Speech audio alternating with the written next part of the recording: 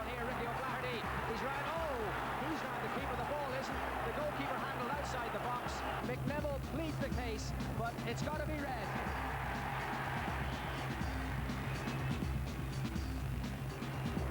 Yeah, he's got to go. Had to go. He's got to go.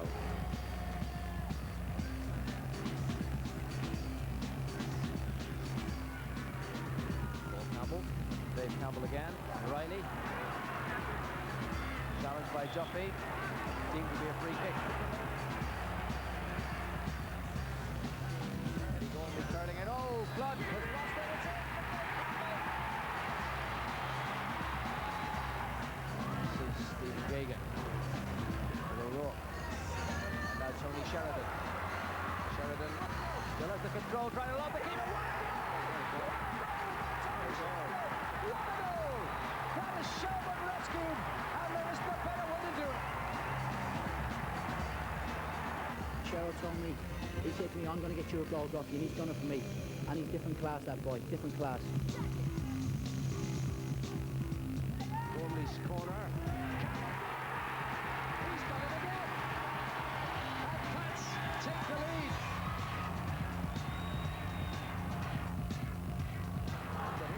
Sheridan's through.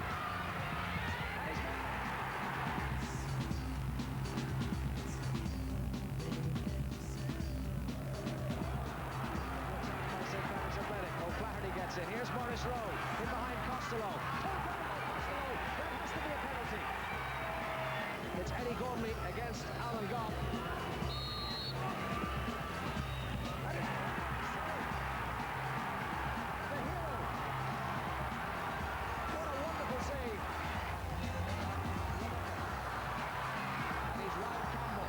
Gagan through the middle, and that's meant for Gagan. Caught in the back defending Stephen Gagan. Stephen Gagan! It's Shelbourne's Cup for the 5th time in their history. Well, can Shelbourne do it for a 6th time? Fittingly, we begin our coverage of this year's campaign with the holders. We met Cork non-league side Everton last night at Talca Park.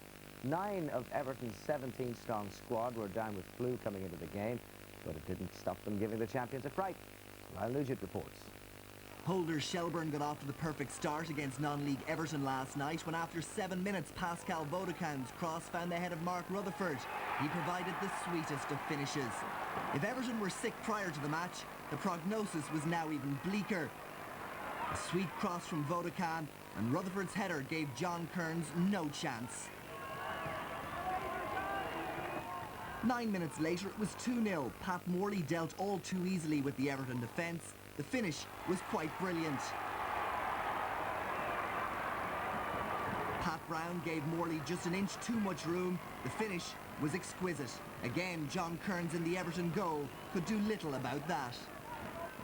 Into the second half, and Shelbourne now looked to be coasting. Just 2 minutes had passed when Everton's midfield and defence stood back and gifted the holders their third. Tony Sheridan could have done the job himself, but he laid it off for Stephen Gagan, who tapped in to make it 3-0.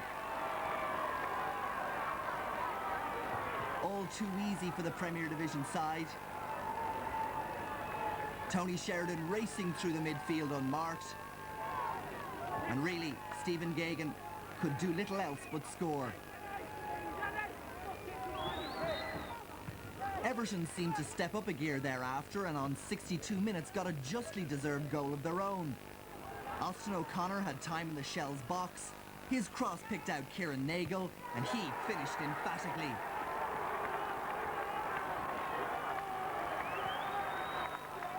O'Connor getting in behind the Shelbourne defence, and Kieran Nagle will remember this finish for many a day. 9 minutes later and there was an uneasy feeling for the home support at Talca Park when Fergal Giltonen tried his luck from 30 yards. Alan Goff will have felt he should have done better, but Everton were back in the game.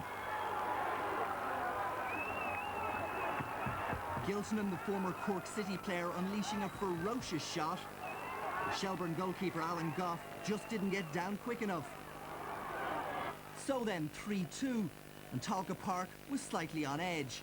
But they needn't have been, for the holders came back with a fourth that sealed the game. Sheridan and then Rutherford in midfield created the opportunity. Desi Baker, the substitute, provided the finish. A certain sense of relief around Talca Park after quite a good comeback in the second half from Everton. The winning goal, though, provided by Rutherford, finished by Baker, and Shelbourne go through with a 4-2 win. Well, last year's beaten finalists, St. Patrick's Athletic, they were at home to first